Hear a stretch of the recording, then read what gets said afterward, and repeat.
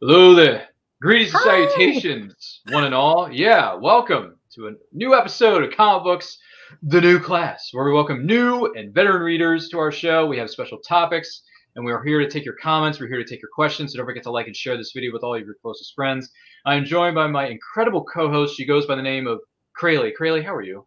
I'm doing okay. Doing good today. Good today. Sick this weekend. Better now. Well, that's good. That's what we want to hear. We want positivity all up in here. So with that being said, we are going to be talking about something, since it is spooky season, we're going to be talking about horror comics, if you will. And we also have some special guests joining us. But before we get to that, let's go to our lovely and incredible, if you don't mind me saying so, intro to the show itself. Take a look. I hate those comic books. They never get the eyes right. Iron Man, that's kind of catchy. It's got a nice ring to it. I mean, Spider-Man. Superman.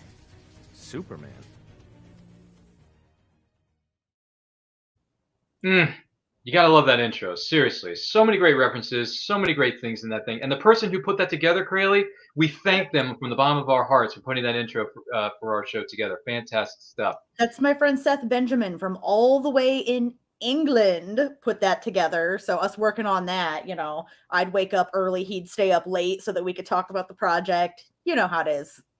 Really? That is amazing stuff. That is amazing stuff. With that being said, we are going to be talking about horror comics as it is spooky season. We're going to be taking your suggestions, taking your ideas. We'll be sharing our thoughts about the topic. And our special guests joining us are from the Wolf Pack. Wolf Pack for Life. More specifically, lonewolfcomics.com. Please welcome Rob Multari. Rob, how you doing? Oh, we can't hear you, buddy. You're muted. Oh, You're muted, I was good until that. No. There you are. You're live. I appreciate you guys having me on, and my fellow pack member is let you introduce her. Yeah, absolutely. Also join us from Lone Wolf Comics team, and she's an extraordinary talent in her own right. Please welcome Mog Park. Mog, welcome to the show. How are you? Doing good. Thanks.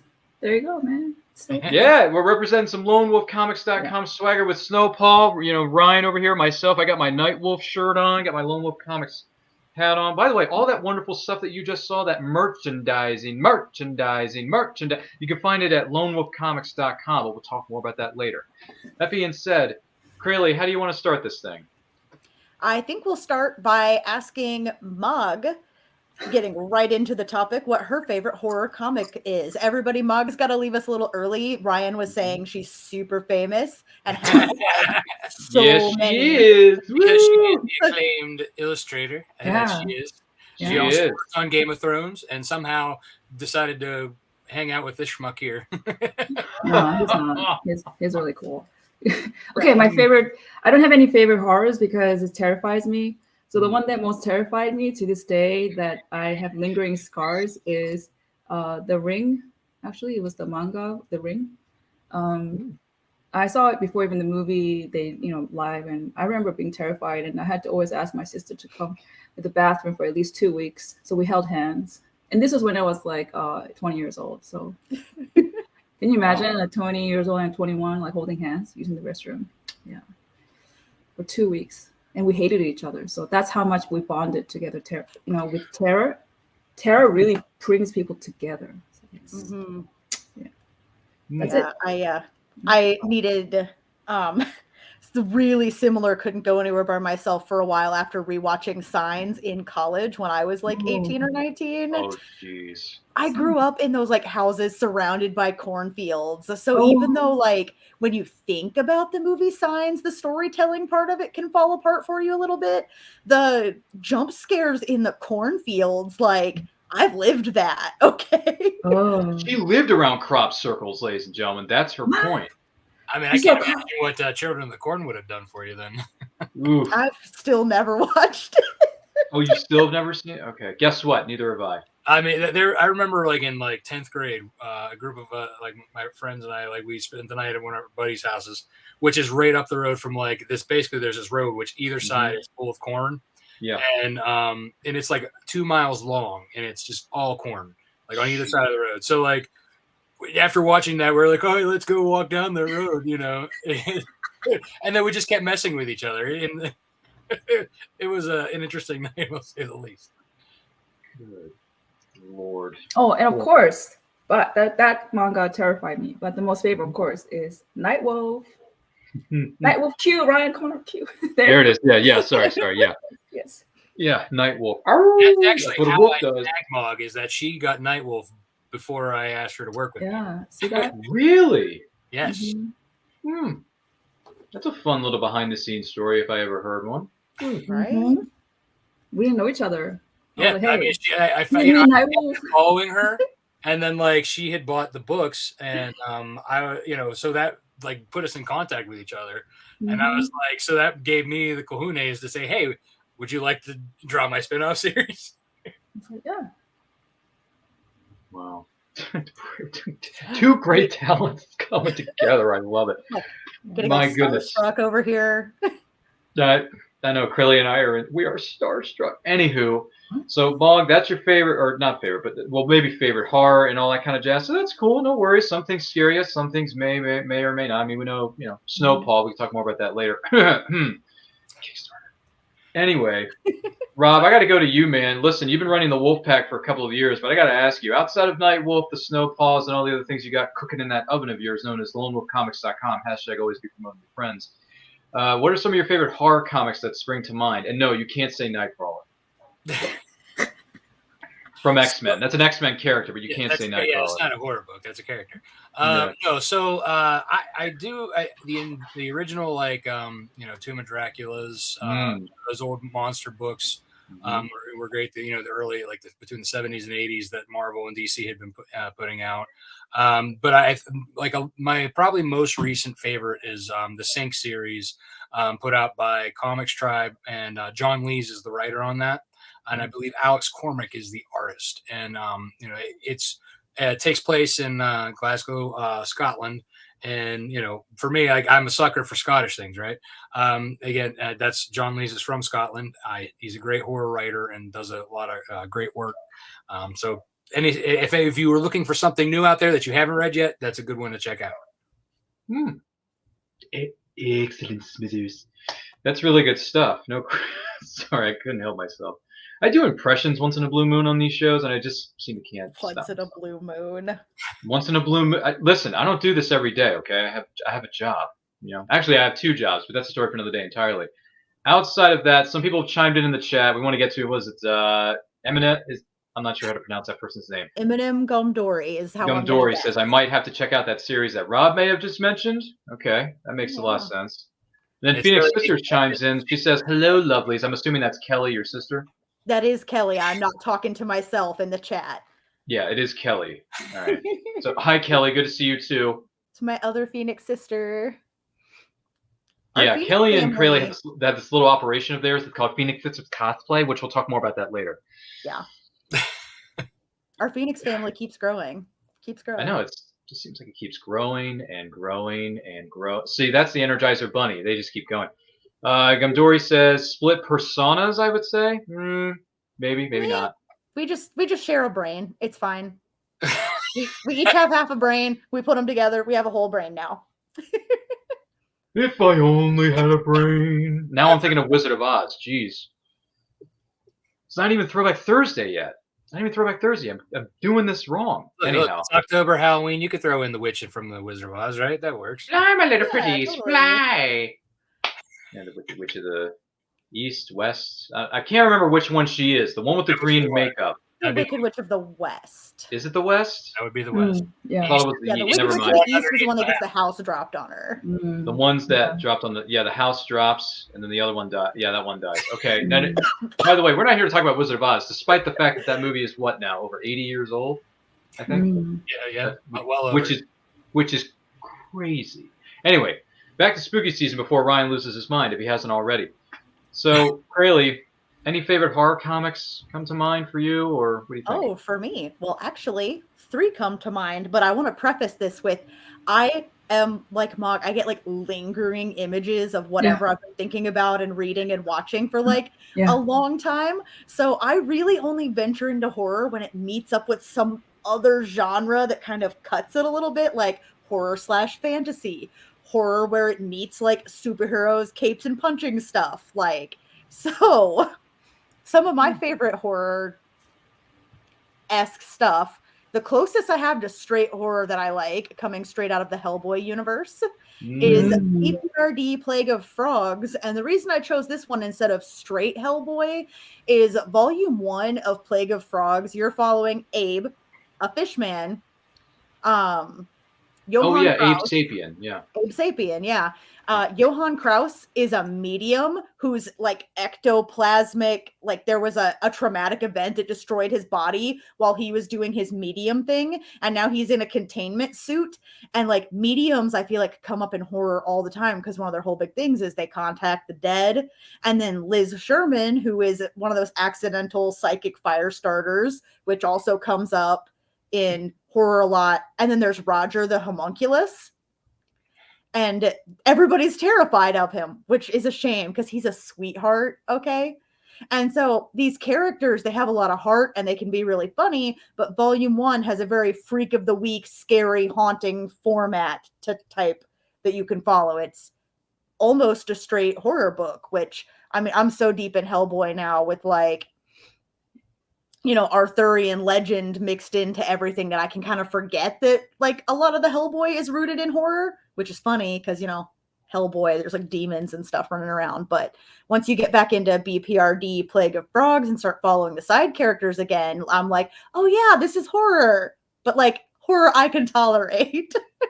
I mean, it's some of it in there is still scary and disturbing, but you know, it's worth it to me there. And then Ryan, do you want me to talk about my next two, or do you want me to let a guest talk? Sure. No. It's Right. ladies' night, so go right ahead. Go wild. Ladies Go crazy. first. Not All that right. wild. But anyway, what's your next pick for horror comics? Blackest Night, pick any volume of it. So this is one of my favorite like overarching like cross like get all of DC involved in it events.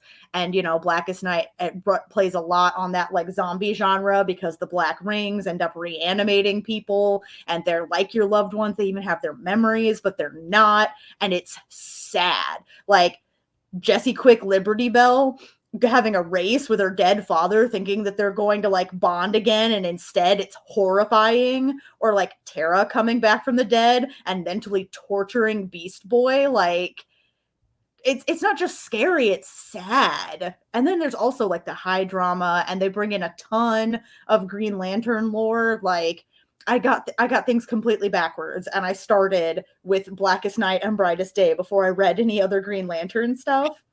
So this one's always going to have a special place for me.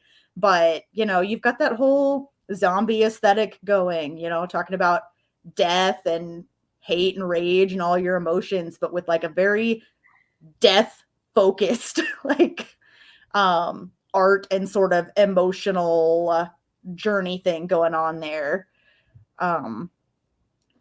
My third pick is it's actually a murder mystery, but the way it plays on suspense and everything in it still reminds me of other horror comics and movies that I've watched.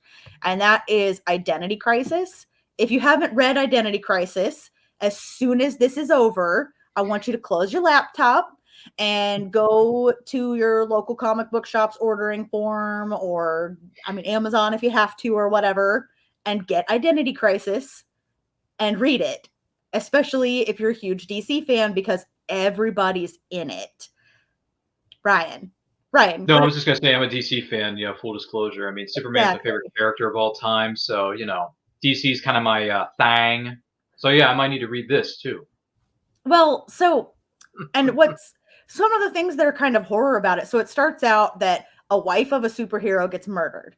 And I don't want to give too much away, but I still want to explain like what's going on here. A wife of a superhero gets murdered, and the person who committed the murder, like the shockwaves that ripple out tend to affect everybody who knows all the heroes' secret identities, which makes it extra scary. Like everything that's happening that's horrifying ends up happening in a place where the heroes thought they were safe, which is like, it's kind of a broader concept of like a haunted house story. Like at home is where you're supposed to be safe, right? But that's where a lot of horror films take place also, is you're in your own home and evil, it was either there before or it comes in later.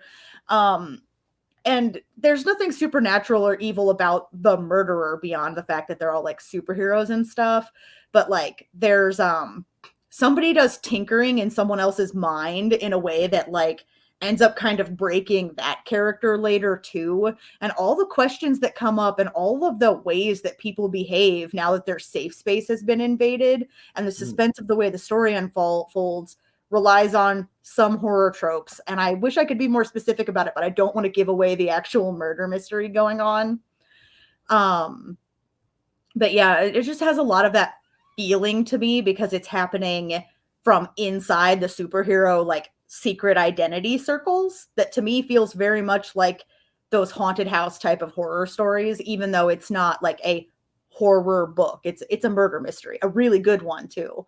So also, since everybody knows everybody's secret identities, most of the conversations you're referring to people by first name. So if you really want to like brush yourself up on the heroes like mild-mannered personas, they're like born names and stuff like that, this is the way you test yourself because again, it's all happening from that other side of superhero work. So that is my third favorite horror book related comic.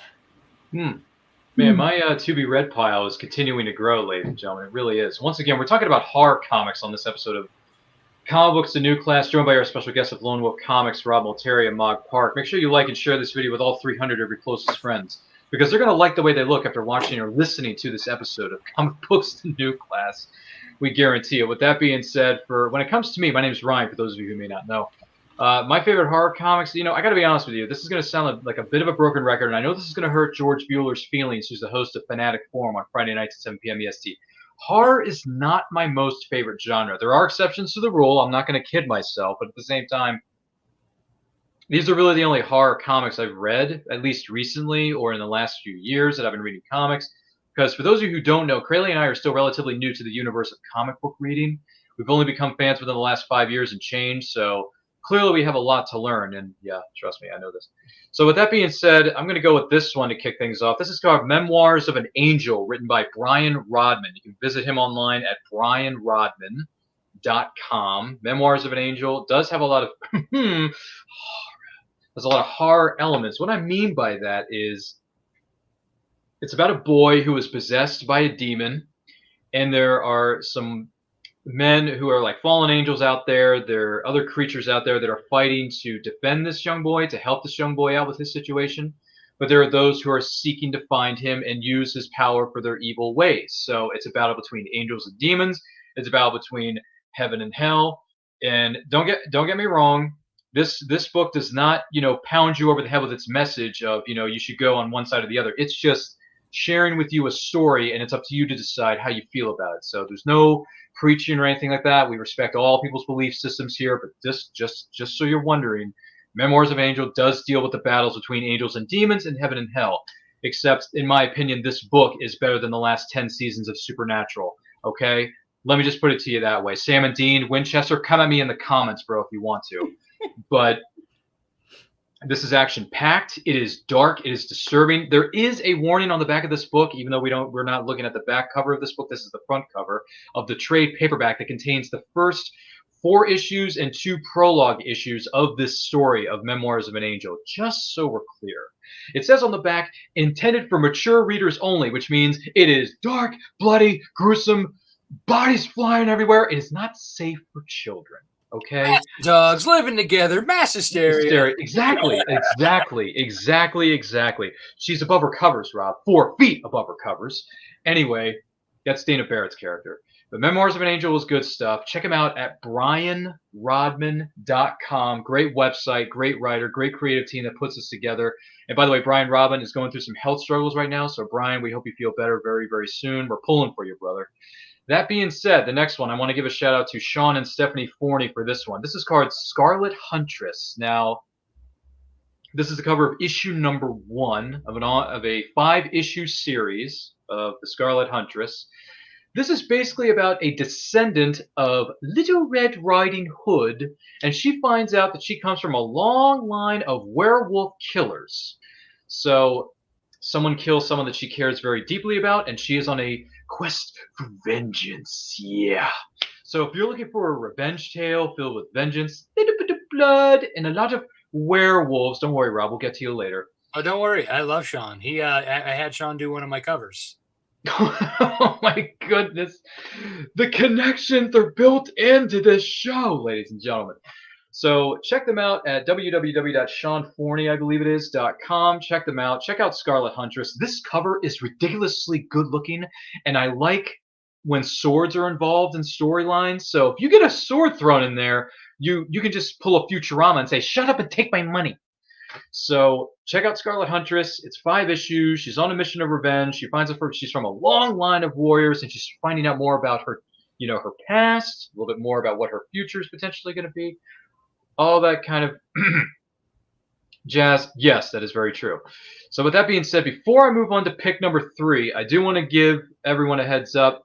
Mog, you unfortunately have to take off here very soon, but before you do, the person, or hold on a second, let me take Scarlet Huntress off. Actually, That's not important. 10 minutes. Sorry about that. Programming notes. So Mog, even though you got other prior engagements, can you let the people know who is watching or listening to this episode where they can find you online and everything that you have coming up, Mog? Go ahead. It's very simple. You see my name here? That's it. Instagram, Facebook. Yes. I asked Rob how to find you when I saw the Snowpaw cover because I was in love with the art. So in love with the art. And he was like, oh, just add her on Instagram. And I was just like, okay, I will. Okay, thank you. Yeah. Speaking of all the horror comics that you guys are talking about, I have a question. Because I have watched a couple like horror movies because my husband is a huge horror buff.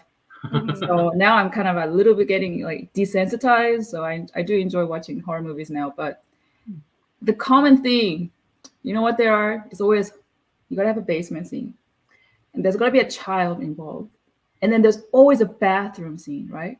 So in all the comics that you actually read so far, did you have any of those 3 pop out? I mean, well, Memoirs of an Angel involves a boy who's possessed by a demon, so clearly there's a child involved. Was there a scene in the bathroom? Probably in issue number 1 or 2. I can't remember exactly. I have to go back.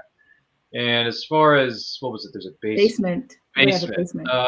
Probably. I can't remember exactly if I found those in those 3 books that I'm about to mention here on this show. But you know what? Oh wait, Scarlet Huntress's hideout is like downstairs of a bar somewhere. So yeah, there's a basement. Never mind. Nice work, Scarlet Huntress. You have a basement there. So yeah, we've covered all 3 elements. Have you discovered those 3 elements yourself, Crayle? I mean, I have some. First of all, bathroom scenes. So in Blackest Night, the like event that runs across so many of the DC comics, there are constantly these scenes of like there's a character who's staring themselves in the mirror, and then they realize, well, like one of their dead relatives is with them, or they're remembering one of their dead relatives, and then they leave the bathroom and there they are suddenly. Like there's always a mirror scene, especially for bathrooms and horror. Like you need the character to contemplate themselves and face their own fears inside. Got to do it in the bathroom because that's where the mirrors are. So it's funny you guys say that too. Like thinking back about like Nightwolf now, like there is a bathroom scene where Rodney is he sees the scar in the hospital for the first time on his eye. So like that's after his first transformation. There. I mean, in the first issue, there's a pregnant woman, which the child from her will play into context much later on. Spoiler alert. And then so bathroom child, basement, I guess dungeon, in the castle, that counts, I guess. It does count. And in the Hellboy universe and BPRD, they go down into basements all the time. One of the stories that's pivotal to A Plague of Frogs is they go down into the house's basement and like they're like, oh, maybe it's not haunted, maybe it's just bad plumbing. No, stuff be haunted. Stuff be super haunted. Well, that's a great note to leave Mog Park with. But I do want to take this opportunity to say thank you to Mog Park for being one of our 2 special guests on this particular episode of Comic Books and New Class. Mog, thank you so much for being here. Congratulations on everything that you've done up to this point. We wish you the best with everything moving forward. And if you ever want to come back here again, just hit us up. We're more than happy to have you back. Yeah, you guys are really awesome. Thank you. And guys, please be nice to Rob. He's an amazing guy, okay? He is. Yes. Oh, I have to be nice to our guests. Why do we have to be nice to Rob? No, I'm kidding. Since when is this Mog, a I'm take it talking not to easy. you guys, the Yeah, viewers. we will. Oh, viewers. okay. Oh, the Okay. viewers. Okay, yeah. Yeah, I The don't viewers, expect that from you guys. they No. should be nice to Rob because he's a nice dude. I've met him. Well, I've talked with him a few times already. Yeah. But Mog, take it easy. Enjoy your week. Please be safe out there, and we look forward to talking to you very, very soon. Yeah, let's do it. You guys are awesome. Thank you so much. And bye, Rob. Good luck. Hi, Mog. Bye. Thanks for being here, Mog. Appreciate it. Such a great person. See, this is why we love doing these shows, because you learn something new every day and you get to meet new people on shows like these and other shows as well. We're not discounting the other shows that are out there, but man, Mog Park, man, she's not a big fan of horror. She's autistic like some of us here in this studio. And yeah, and she's a very awesome, tacular person. So I think we meet all criteria. So hopefully the next time we bring her back, she won't have as tight of a schedule as she does this week, but we wish her the best with everything moving forward. With that being said, she's working on a lot of books for a lot of people right now. she is? Floodgate, yeah. So like with Snowpaw 1 was her first official published sequential book. So now since then she's gotten other jobs and since then. So word's out, man. Yeah. So she's been keeping busy for sure. Ooh. All right. Well, let's see here. Eminem Gamdori says she loved the Twisted Tale series from PC Comics, which were back in the 1980s. Okay. Okay. That's interesting. By the way, Crayle, your Phoenix sister chimes in. She says, the Phoenix hive mind keeps growing. Hee hee hee. It does. That's we have Kelly, by another the way. show That's every Kelly. other Friday at 9 p.m. EST, Cosplay Cafe. Our third host, Andrea, she's basically a Phoenix sister now. And we have a bunch of Phoenix, like, little cousins and Phoenix aunts and uncles who are they're in our photo shoots. They give us advice on our costumes. They share our hopes and dreams. It's just exploded since we started doing this. It makes me super happy. Nice. Yeah. Well, it's always good to have a supportive community, whatever it is that we're doing. Isn't that right? By the way, David McDonald, I don't know who David is, but he says there has to be a mirror scene to be a horror thing. Mm-hmm. Okay. I mean, let's remember Supernatural season 1. One of the first episodes was about Bloody Mary. Mm-hmm. You gotta look in the mirror and say her name like 5 times. Remember that? Does anyone remember that first season? Yeah. Does anyone remember that first season episode? The first season was like a great Dude, the first season was such a great intro, wasn't it? Oh yeah. Well, didn't they do they did a Wendigo episode too? A Wendigo, right? Like Wendigo, they were like, we're gonna cover all the stuff. They not covered just like main cliches. those We're letting you know the right really away. early seasons of the show. They covered like all the urban legends. In my opinion, I was sad how they did the werewolf dirty. Yeah, well, yeah. That's definitely not my favorite werewolf lore representation that I've ever seen. I like the show. There's a lot. I love the show, but that's why it pushed me to do werewolf books, is because I was never satisfied with most representations. Yeah, that's a fair point. So true. They're always like vampires come in first, and then the werewolves are kind of like an afterthought. Exactly.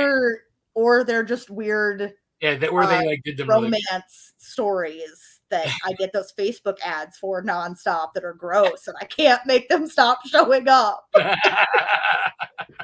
No, I can't wait to start reading Nightwolf and Snowpaw and get some like better werewolf story going. Well, it's funny you mentioned that, because our next pick here, at least for Ryan's picks of favorite horror comics that he's read up to this point, or things that he's read in the past. For me, I mean, this goes right into our special guest. I mean, I got to bring this up.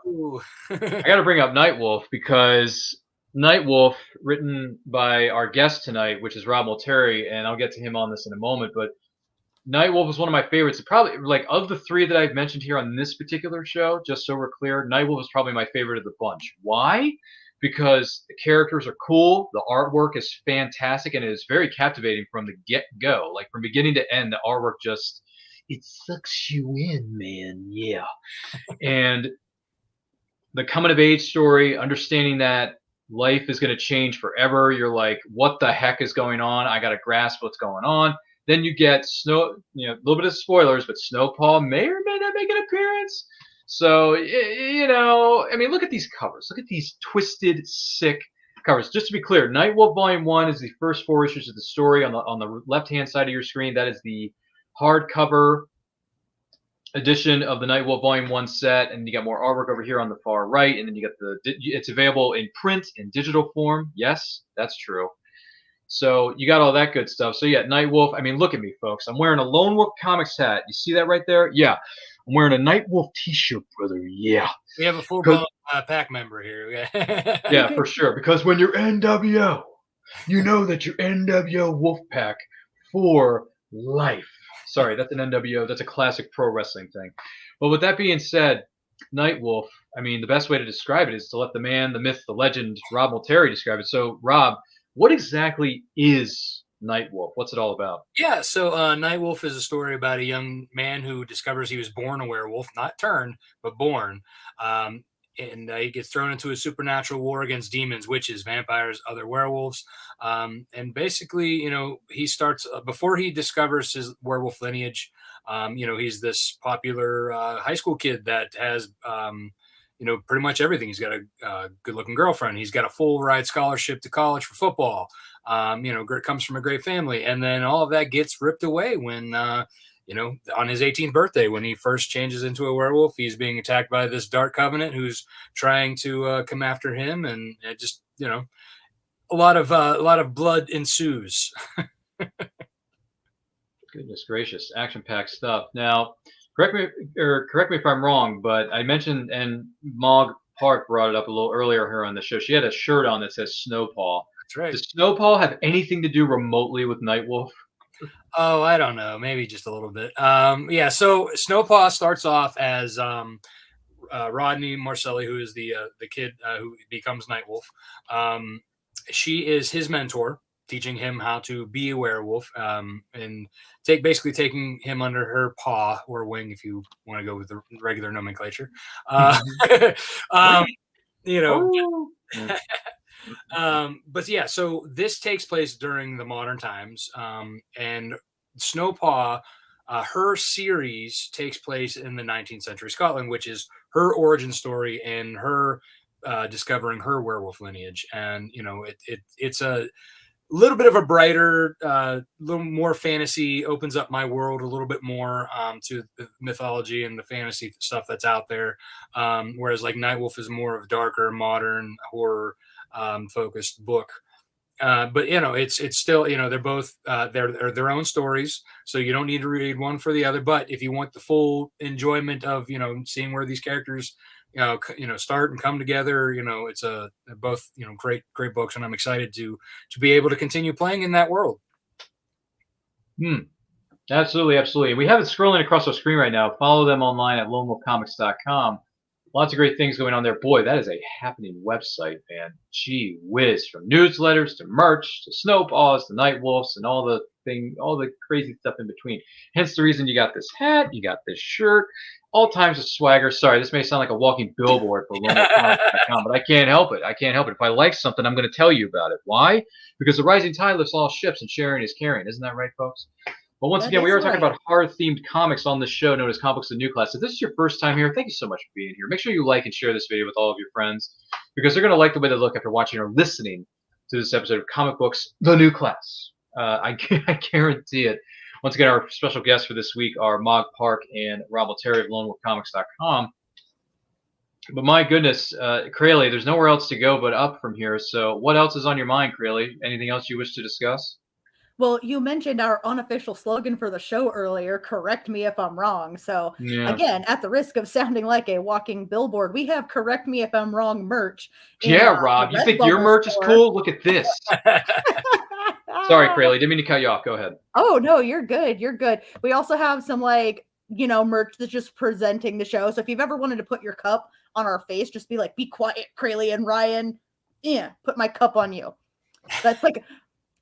I think it's so funny having my face on any product. I'm just like, yeah, just put your cup on my face. Do it.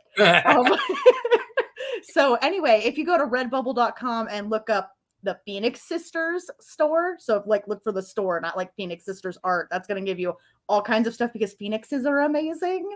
But yeah, if you look for Phoenix Sisters, the store, that's where all the podcasts that I'm on and all my cosplay stuff, I collect all of our merch in one place. That's for tax reasons. Otherwise, we'd all have our own stores and make it less confusing. So blame the government for that one. Gee. Boy, that's one way to go about things. Well, I'll tell you what, if you have any thoughts on this topic, whether it's horror comics or comics you've read, things you may have heard from a friend of yours that you want to suggest, let us know in Being the mad at the comments. Let us know in government. the chat. Let us know if you got any questions for Rob, who's still here in attendance with us. Unfortunately, Mog Park had to step out due to scheduling. She's got a lot of things going on. She's a busy superstar, that woman. But if you have any questions for Rob, let us know in the chat. Let us know in the comments. We'd love to hear from you. George Bueller, where the heck is he? Whatever happened to that guy? But still, he must be That's working why late. the chat is so Clobbering quiet. Comics. What was that?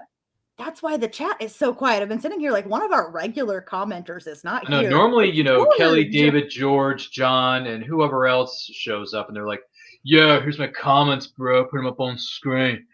Anyway, that's neither here nor there. But you know what? Since we're in the theme of spooky season, we're continuing on with horror comics. I mean, as far as horror comics go, I can't think of any more that spring to my mind. I have to do some digging, which is known as. I got a good one for you. That, yeah, go ahead, Yes, Rob. let Throw us one know. out. Dead. You know, the comic series that started a phenomenon. You know, it started out, you know, Robert Kirkman, you know, basically starving, and you know, but he managed to keep that thing going until, you know, it became the big thing it is. You know, I never really was into zombies so much, you know, even like with the zombie movies, I was like, oh yeah, you know, whatever, it's a zombie.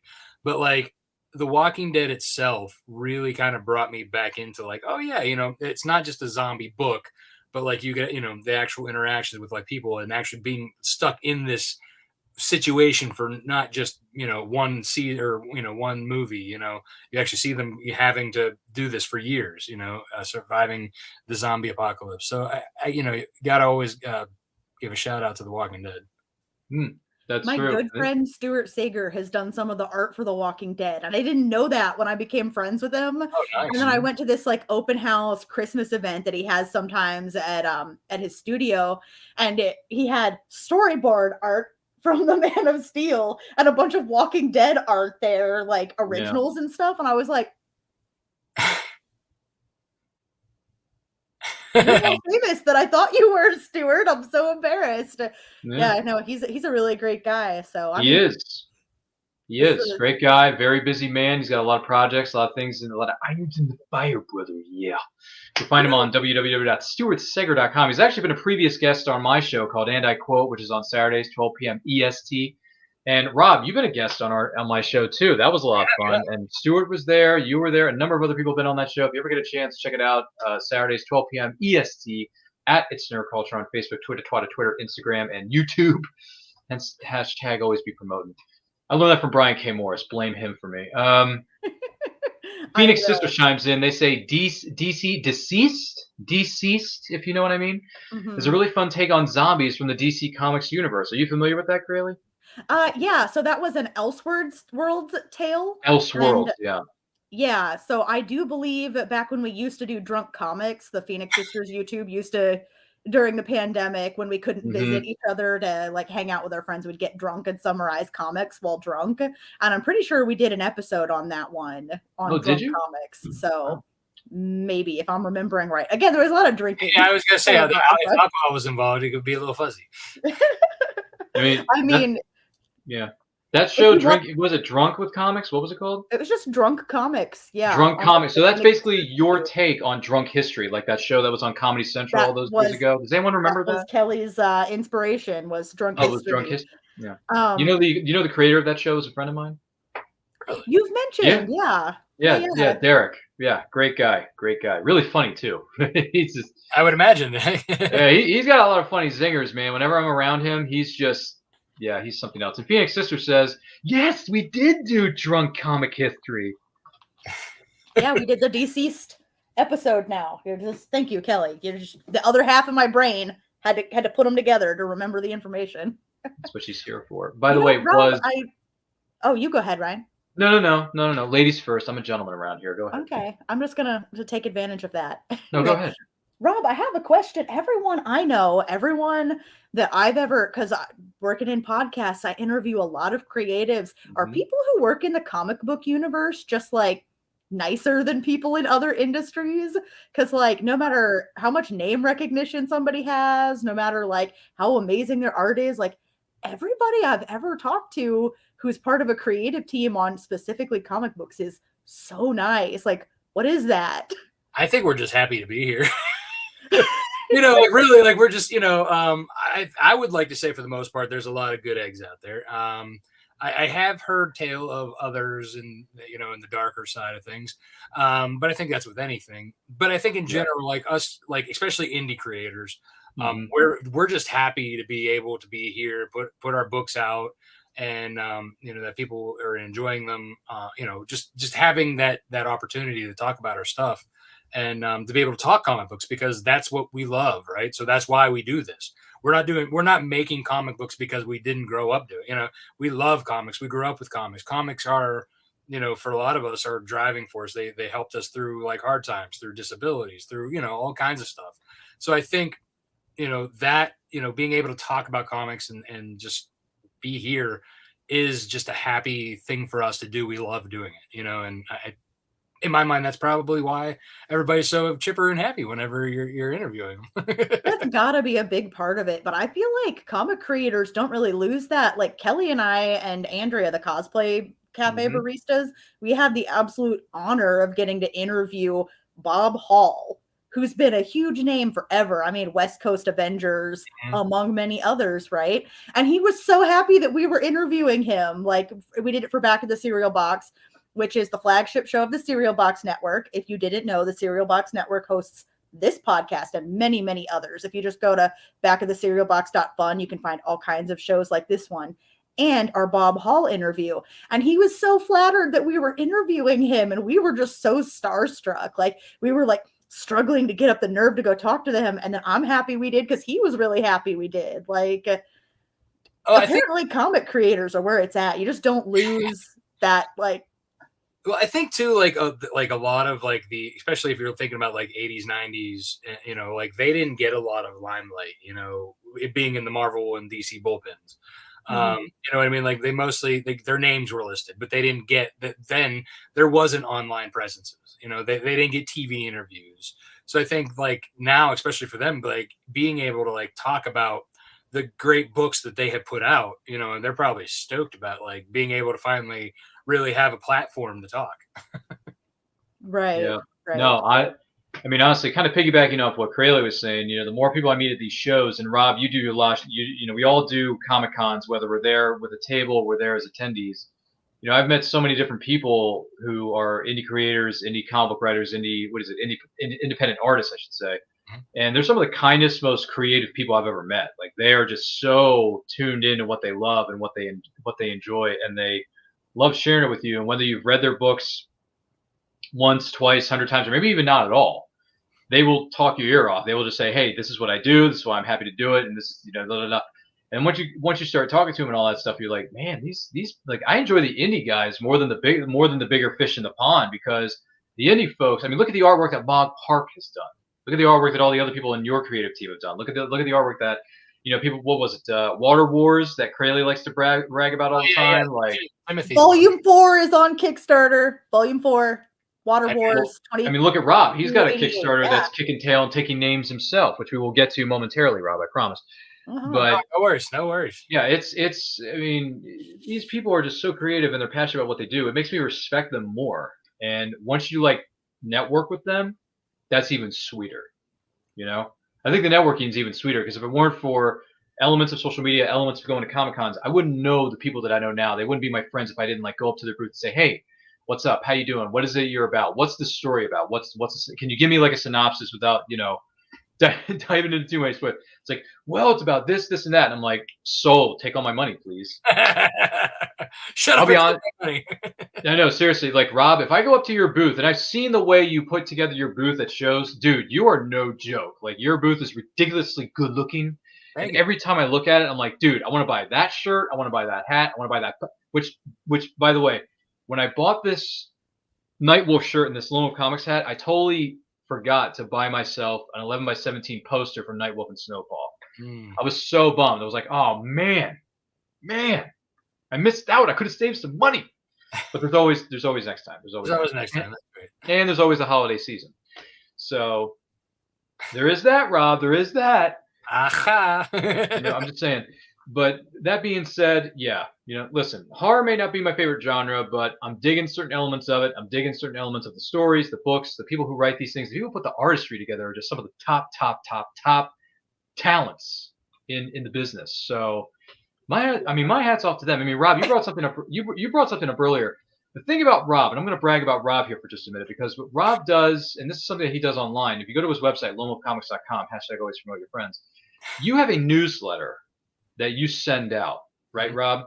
So you send out this newsletter, and you're always asking people for feedback. You're always saying, if you got something you want to share with me, shoot me an email. Send me a reply to this email. Or something that happened to you recently, Rob, if you don't mind. I know we're trying to stick to the theme of horror comics here for just a minute, but Rob, you received a message from someone earlier this week or last week. Tell us a little bit about that story and how it came about in your newsletter. Yeah, so over the weekend, one of my Wolfpack members, she's been around the last, I'd say, couple, not since the beginning, but almost since the beginning. Mm-hmm. She's been hanging out and be coming and backing each Kickstarter, and I just out of the blue, I thanked her for backing the book, and that was like the beginning of, I think, the first couple days of the campaign.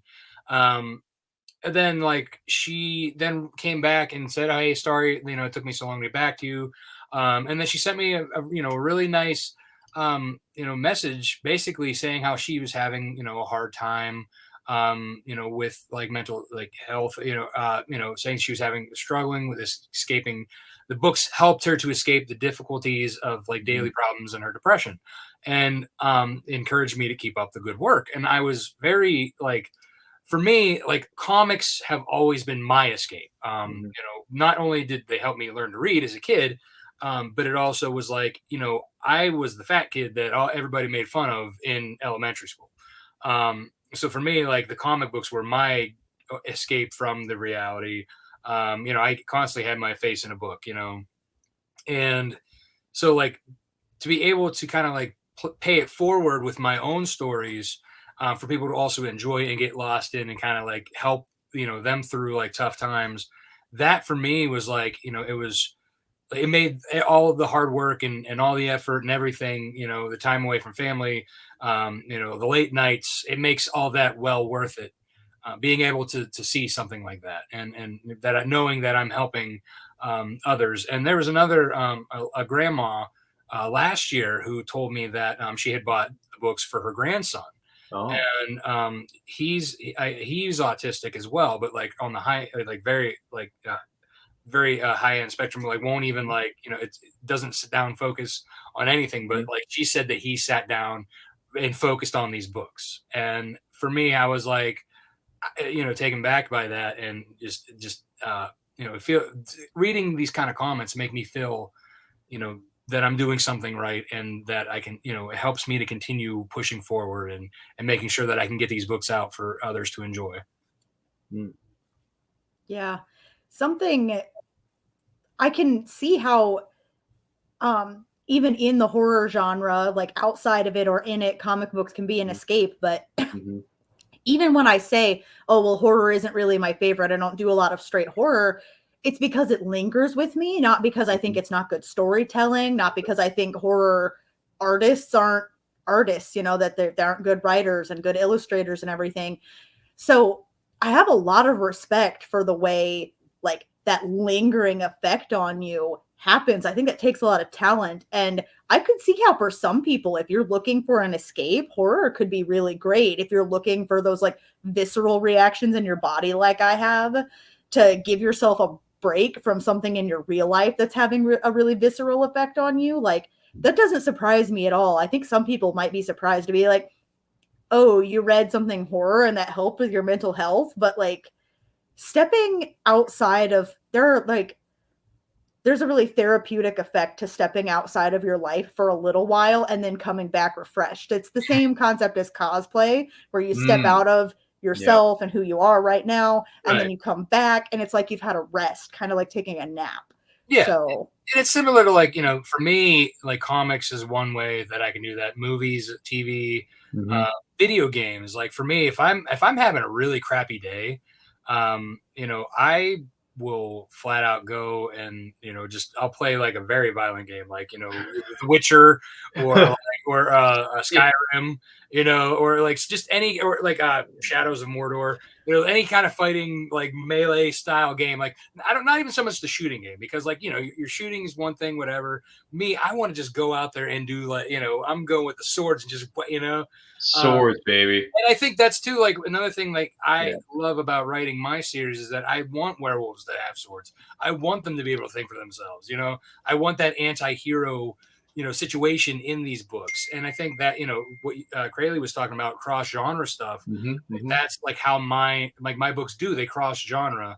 I mean, yes, there's the typical horror elements to it, but it's also there's an anti-hero story in there, and there's a lot of like weaponry, there's sword play, there's magic, there's so I bring in a lot of fantasy, dark fantasy, as well as horror, supernatural, like all this stuff can combine, because that's what I enjoy, and I want to write what I enjoy too. As a fan, I want to be able to enjoy the story as I'm writing. It's kind of like what I mean, like when you're putting like when you're playing a video game, it's like you're writing the story as you're working through the thing in a way, you know what I mean? So for me, that's why I always like playing like the RPG style video games, because you're experiencing the story and you're kind of creating it. And Fable was one of my favorites because you could kind of make that story one way or the other. There's all those different like choice elements. So like kind of writing is in the same way. If you have like it plays in my head. So as I'm writing, it's like a movie in my head, and I'm putting it down on paper or keyboard, and it's kind of like for me, I'm enjoying while I'm doing the process. Cue the Carry on My Wayward Son. Sorry. Supernatural reference. I know, right? Yeah. Yeah, exactly. Cue the Supernatural. No, I'm kidding. And where's Sam and Dean when you need them? Oh, yeah, they're not here anymore because they did a spin. Now they're doing a prequel series called The Winchesters, which just dropped last week, for those of you maybe wondering on programming. Actually, a new episode dropped tonight, so there you go. Because our show is on Tuesdays, third Tuesday of every month for Comic Books The New Class. Just so we're clear, whether you're watching this live or on the replay, thank you so much for being here. I know I sound like a walking billboard for TV Guy that doesn't even exist anymore. But not a sponsor. On Tuesday. But here, listen, real quick. One of the shows that's on Tuesday nights that just started, as well as the Winchester. I don't care. I could care less about the Winchesters. No offense. But the show that's on after that is called Professionals, and it stars Tom Welling from Smallville, and he's like the creator and the star of the show. It's a group about an elite security team protecting this billionaire like scientist played by Brendan Fraser of all people. So you get Brendan, and by the way, it's an action comedy a little bit because they're playing off of each other. Like Brendan Fraser's like the comic relief, and like Tom Welling's playing the straight man. So it's really funny how that works. You know what I mean? So if you haven't had a chance to check out Professionals, check it out on the CW app or go to CWTV.com. # they are not a sponsor of this show. But to get, I'm so sorry, Rob. That's right. It's funny, like with Tom Welling, like he was in like the later seasons of Lucifer. He was, yeah. And I was like, wait a minute, because like that was the first time I had seen him since like the end of Smallville, right? Yes, in Smallville. Like, his hair was like graying, and like I'm like, go. Like gray. He's got salt and pepper going on. Leo. He's on my bucket list of people I need to meet from that show because I've met most of the cast, but I haven't met Michael Rosenbaum, I haven't met Kristen Crook who played Lana Lang, and I haven't met the big man himself, Tom Welling. So when I meet that triple threat, Rob, my destiny will be. That's when Ryan will assume his final form. I mean, honestly. Yeah, that's when I will assume my final throne. Yeah. Right now, Michael and Tom are going to be at the Steel City Con. Dude, that's what kills me is that weekend is the same weekend I'm going to be at a Comic-Con in December in Ocean City. Oh. The same exact weekend. But I haven't heard whether Christian Currick's going to be there or not. I know that over the summer there was a lot of shows that they were at. Well, in fact, they were at the fan expos that I was at, but I was too busy working the table. Well, here's I'm going to enjoy. So I'm going to be. I have a Smallville 8x10 that I had John Schneider sign. Oh, really? So I'm going to take that and have them sign it. Yes. And well, just to let you know, get a little bit back. I know we're going way off the rails here, but listen, real quick story. Fan Expo Philadelphia was held earlier this year of 2022. This was in April, okay? So my friends and I went up there because originally Tom, Michael, and Kristen, all three of them were booked. And then 6 weeks before the event, they canceled. Oh. And I was so angry. I was so mad. I was like, dude, that was my destiny. I need to fulfill my destiny. And it wasn't fulfilled that weekend. But we still went. We had fun. We met a lot of great people up there. I met the cast of Star Trek Next Generation because I became a Trekkie during the pandemic. Hello. I met hey, listen, man. I met Ahsoka Tano herself, Ashley Eckstein, Ashley Eckstein, however you pronounce her name. I'm sorry. I met her this year too at Dude. Fan Expo Chicago. See, she's in all the Fan Expos. She's in all the Fan Expos. So I was there too, except I was at a table. Crayle, why didn't you stop by Rob Multari's table? I was all over the place. Mog and I were both there. Oh, see, it was a gigantic. Rob, I would have stopped at both of your booths. I would have stopped at Mog's booth and yours. Like that's what matter of fact, I had asked Mog to do me a nice sketch cover, and both of us had signed it. Like that was when she gave me this beauty. Was at the Chicago Fan Expo. God, and it's slab. Wow. That is that is so hot. Anyway, yeah. By the way, one of my goals. Maybe you saw me from a distance at one point because I wore my cowgirl Emma Frost. It was all white and had like rhinestones everywhere. So if you just saw like a blinding white person over there, that was me. Yeah, I was right across from Devil's Due Comics in Artist Alley. How ironic is that, Rob? But Phoenix Sisters chimes in. She says, okay, that sounds amazing. You had me at Brendan Fraser. So, yeah, check out Professionals. It's a new show, Tuesday nights, 9, 8 Central, only on the CW and CW app. Anyway, that is not a sponsor of the show. The point is that I didn't fulfill my destiny at Fan Expo Philadelphia, Rob. And then when I heard that they were going to be at Steel City in December, I'm like, it's the same weekend I'm going to be away. I'm going to be away at another con. That is not fair. It's not fair. But listen, Tom, Michael, Kristen, I know you're watching this show. You better be at Fan Expo in Philadelphia next year because I want to fulfill my destiny. I have a season 5 poster with Tom and Michael on it from the DVD cover. I want Tom and Michael because that's when I started watching the show. That's when I started watching, baby. 100th episode dropped. That is when I became a Smallville fan right there. Season 5, episode 12, I want to say, episode 11, Reckoning. That is the one. That is the one. So anyway, we're talking about horror comics. So with that being said, if my destiny is fulfilled next year, Tom, Michael, Kristen, I'm looking at you. We're going to have problems. So we're going to make a horror film about what Ryan does. It is going to be a horror film if I don't get my autographs. And I'm going to get a group photo op with those three because I have a red jacket and a blue T-shirt, Rob, that Tom wore on the show. Oh, yeah. I'm gonna wear my Smallville cosplay when I go meet him. You understand me? That's what's gonna happen.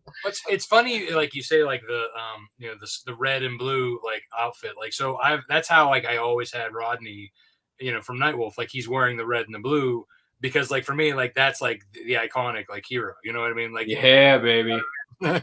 So that's kind of like why he's got that red hoodie and the blue jeans and. Yeah, I'm loving hearing you talk some about your creative process and why you make some of the decisions you make. Mm-hmm. So I'm going to make this offer, but you don't have to answer right now live on air. Every January. What?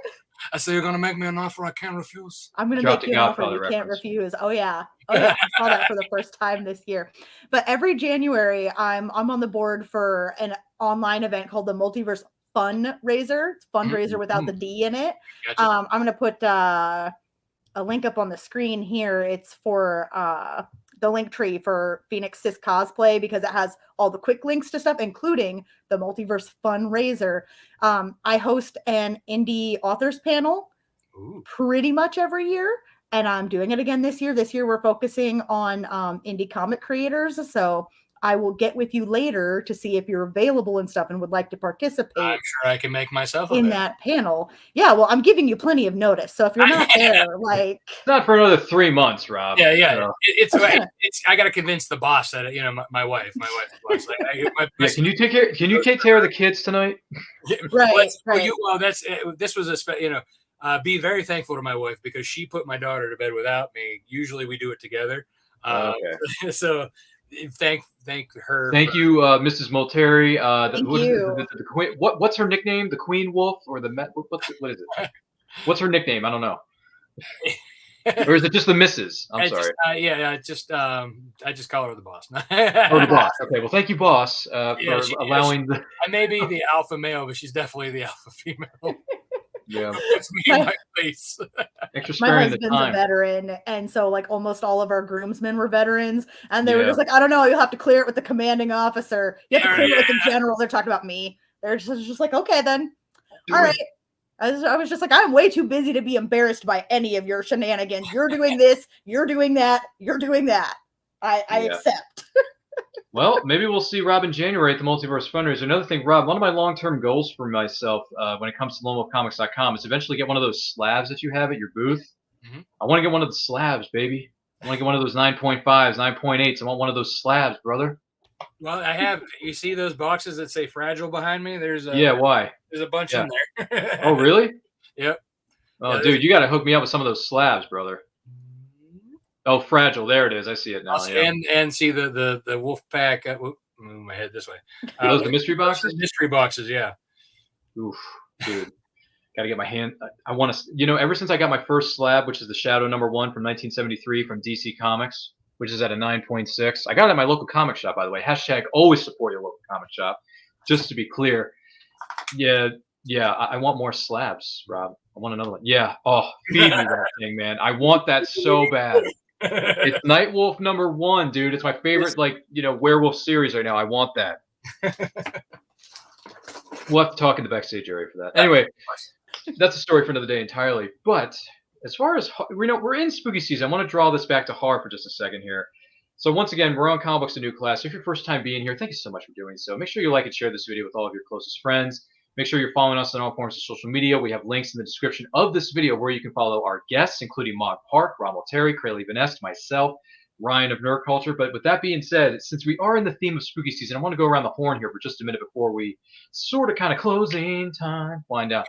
So we're talking about horror comics, horror movies. I'm going to drop a ghost face on you. What's your favorite scary movie? So what's your favorite scary movie or Halloween holiday special? I'm going to be a gentleman and go to Crayle. Crayle, favorite scary movie or favorite Halloween special? I will answer both. My favorite Halloween special is the same as my favorite Christmas movie. If you can't tell what I'm talking about yet, it is The Nightmare Before Christmas. I'm basic like that, but it's cool. It's cool. It's what I grew up with. Cliche. I don't care. But then my favorite horror film. My favorite horror film, it's called Haunter, and the ghost is not the villain. And beyond that, like, I can't tell you anything else without spoiling anything. But it's just like a unique take on like the haunted house genre. It was still scary. I can only watch it like once every 2 years because again, I've got that lingering thinking thing. Like The Woman in Black or whatever it was called that Daniel Radcliffe was in. I saw it in theaters. Yeah, The Woman in Black, yeah. And like mentally, I think about it and I'm like, it was mostly just a bunch of jump scares and gross black goo. But bad things happen to kids in it. And that's what bothers me. And I'm still thinking about it here, like almost, I don't know, 9 years later or something. I can't do math. But like horror gets to me, okay? So like, I love this movie. I can watch it like once every 2 years. Ish, maybe less. So it's called Haunter. If you like horror films, look it up. If you're scared, you might still be able to tolerate this one because I can. I never heard of this one. I'm not familiar with I Haunter. haven't heard of that one either. Yeah, Nightmare Before Christmas. I've seen it, been there, done that. Don't really care for it, but it has its moments. I mean, what's this? What's this? It's covered everywhere. What's this? There's magic in me. Anyway, that's enough. I don't want to hear that again. But Rob, I'm going to go over to you first. Other than the fact that you write a series known as Nightwolf, which it's pretty good stuff. You know what I'm saying? What's your favorite in the words of our friendly neighborhood Ghostface? What's your favorite scary movie or favorite Halloween special? So for my favorite horror movie, I would have to say Nightmare on Elm Street 3. We are the Dream Warriors. Yeah, I love the Nightmare on Elm Street series entirely. All 8. You like all 8 of them? Jeez. I mean, for me, like Freddy's my favorite like horror like character. Then Friday the 13th. That's another good series for me. I love Jason. I'm miss maybe an unpopular opinion, but I always felt that Halloween was a little overrated. Michael Myers is a little boring. Agreed. I mean, I or maybe him being like the first slasher officially ish. That could be contested, I'm sure. I felt that he was a little like, Weak Plus, sauce. they kind of messed up his like lore a lot. You know what I mean? They kind of bounce around things. There's like 30 of those movies now too. Right? Yeah, exactly. And it just keep beating that dead horse. But yeah, no, I love Robert Englund. I think he's hilarious. He does a great job. Especially as being scary too. And I think for me, like I always have had nightmares as a kid. So like a lot of my story fodder that I put in, I think, this goes back to the nightmares, watching things and being stuck in your head. Right.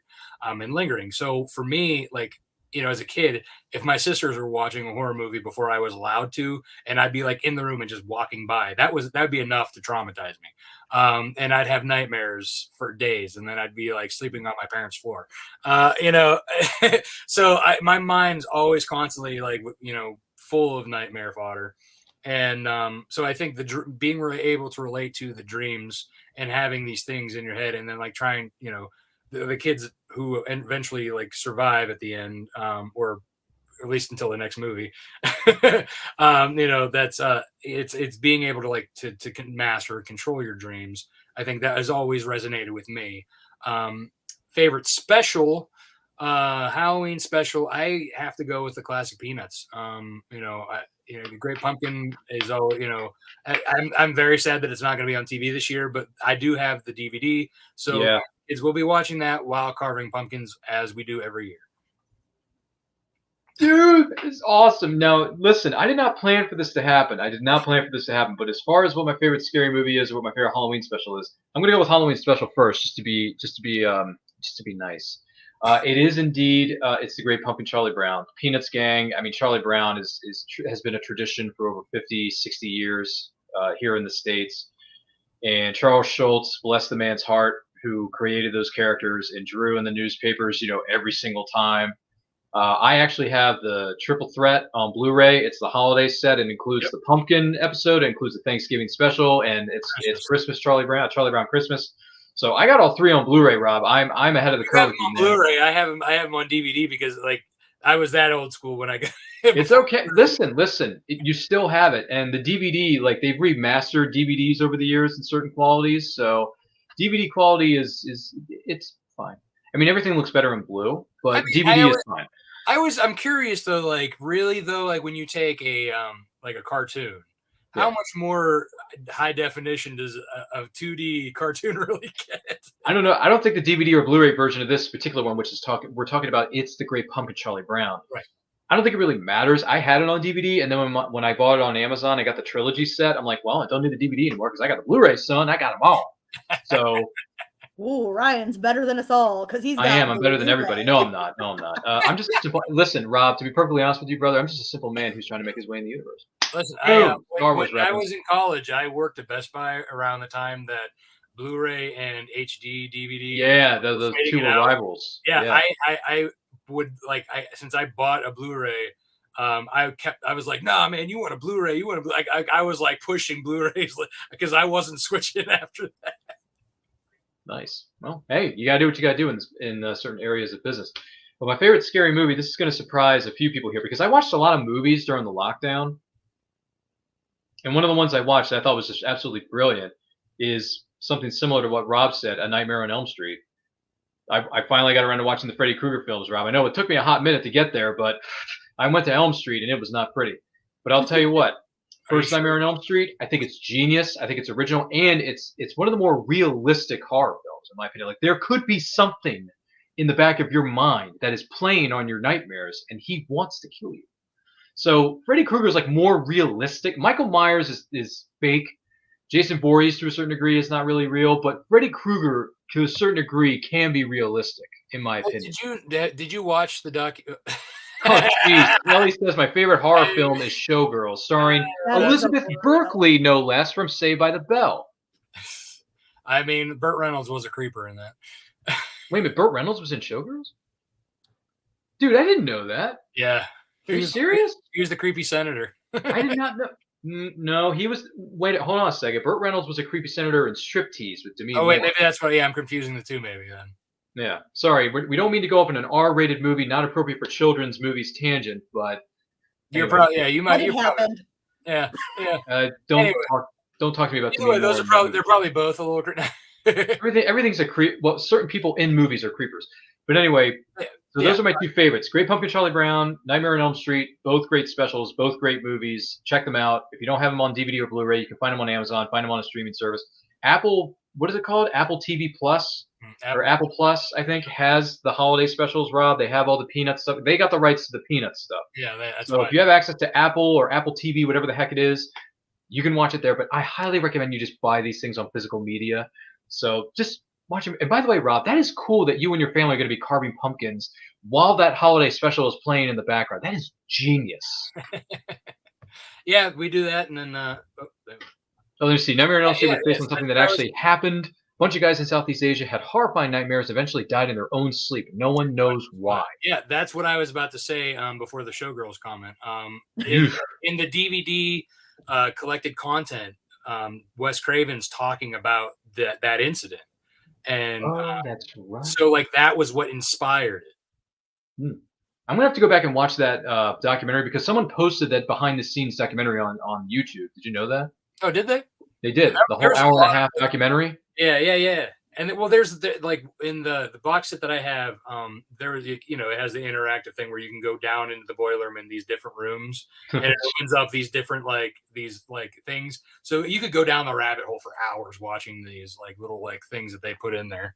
I have the Nightmare on Elm Street set, but it's the DVD set that includes Freddy versus Jason, and the only special features they have are commentaries on certain films. And the rest are just this was trailers. The box that came out before Freddy versus Jason. Okay. Yeah, you have the Blu-ray set, so you have the ultimate special edition version. No. This is before Blu-ray too. Oh, this is before. Okay, wow. Yeah, okay, never mind. We're talking early 2000s, man. We're 2003. Dude, we're thrown back to the horror films of yesteryear, brother. Yeah. Well, that being said, this has been an incredible learning experience, and I got to tell you, Rob, Crayle, and Mog, who was here earlier, it's been educational. So with that being said, I want to take this opportunity to thank each and every one of you for being here. This has been a great episode of Comic Books, the New Class. We were specifically talking about horror comics. Listen, if there's a title or a favorite horror film or a favorite horror comic that we missed, something we may not be aware of, let us know in the comments. Let us know in the chat, whether you are watching this live or on the replay. Thank you so much for doing so. Once again, my name is Ryan of Nerd Culture. Crayle is my co-host. Before we close these doors, or at least end this chapter of Comic Books, the New Class, good Lord, it's been fun. Rob Multari of Lone Wolf Comics, I want to take this opportunity to say thank you for being here. Where can the person watching or listening to this find you on social media and everything that you have coming up? And I heard Little Birdie told me, do you have something known as a Kickstarter going on? Tell us about it. I do, yeah. So you can find me right here at Lone Wolf Comics on Twitter, Facebook, and Instagram. You can go to TikTok and find me, but you won't find much there because I'm a 40-year-old who doesn't know how to use it. I'm 29 and I barely know how to use TikTok. You can also find me at Rob Multari on Twitter, Facebook, and Instagram. You will definitely not find me there on TikTok. So also you can lonewolfcomics.com if you want to. There you get Nightwolf. That's right. Hit it. And we also have Snowpaw is live on Kickstarter right now. You can go to lonewolfcomics.com/Snowpaw, and that will take you to the Kickstarter itself. Snowpaw, again, is Nightwolf's mentor, but this story is about her origin story in the 19th century Scotland, and I'll give you a quick elevator pitch for that. In the 19th century Scotland, a fierce heroine with an adventurous spirit nearly gives into the social expectations of her time, but a trite fairy tale ending is not meant to be as Cyrilla McKinley discovers her werewolf lineage, and her eyes are open to the first time to existence of supernatural beings and creatures of fantasy. Nice. That's a mic drop if I ever heard pitch. one. Yeah. Yeah, Rob, Rob is the cream of the crop. Nobody does it better. Yeah. That being said, that's fantastic stuff. Rob Multari and Mog Park, thank you so much for being here. Crayle, where can the person watching or listening to this find you on social media and everything you have coming up? What do you got? There was that link tree that came up, linktree.com/Phoenix Sis, SIS cosplay. It's short for Phoenix Sisters cosplay. There are 30,000 links there. It's almost overwhelming. So I have a business, Pokeballs by Crayle, where I make Pokemon themed dioramas, most of them inside a Pokeball. I've on several podcasts on the Cereal Box Network. I'm also the blog manager. So if you go to backofthecerealbox.fun and enjoy a lot of the content there, I either bugged people to write or I wrote a bunch of that. So I'm just going to brag on myself for that here. That's a lot of work. It's a lot of work. Yeah, so there's a lot there. There's cosplay. bunch of comic book discussion, a bunch of art, and of course, my Phoenix sister Kelly wrote 2 novels and published them, and they're both available there too. So, linktree.com/PhoenixSisCosplay. My goodness gracious. Is there anything that you're not doing? Is there anything that Rob Multari's not doing? You're so busy, you folks. But I'll tell you one thing. My name is Ryan of Neuroculture. You can follow me on Twitter and Instagram at RyanRPN5. Also, make sure you're following us on Facebook and YouTube at It's Neuroculture, which is on my, where am I pointing? There it is. Yeah. Right on my name tag. Check it out there. New episodes of Van Dyke Quote are on Saturdays, 12 p.m. EST. Well, hey, Rob Multari's been a guest, where we introduce you to content creators of all shapes and sizes. We have friendly conversations. We promote their projects because a rising tide lifts all ships. That's what we're all about. That's what we want to continue doing on this show and the other shows that Crayle, myself, and everyone here in the studio participate in. So check us out there. Once again, our episodes of Comic Books: A New Class. We got mini-sodes that are up on our YouTube channel and also on our Facebook page. We got some other ones coming your way, I should say, very, very soon. Our next episode of Comic Books: A New Class will be here. I believe we may be doing one in November. I think it's really? November 15th, I think. It's the third Tuesday of November. I know that. And we are doing manga, where to get started. Ryan and I are relative manga newbies. We're going to tell you about how we're enjoying, where we got started and everything. And then we'll definitely be taking your suggestions. So if you're an avid manga reader, you come and teach us. We're here to learn from you on this episode, okay? So come talk about manga with us in November. That's going to be something to be thankful for, if you know what I mean. So with that being said, make sure you like, comment, share, subscribe, smash that notification bell so you get notified of when our new videos go up.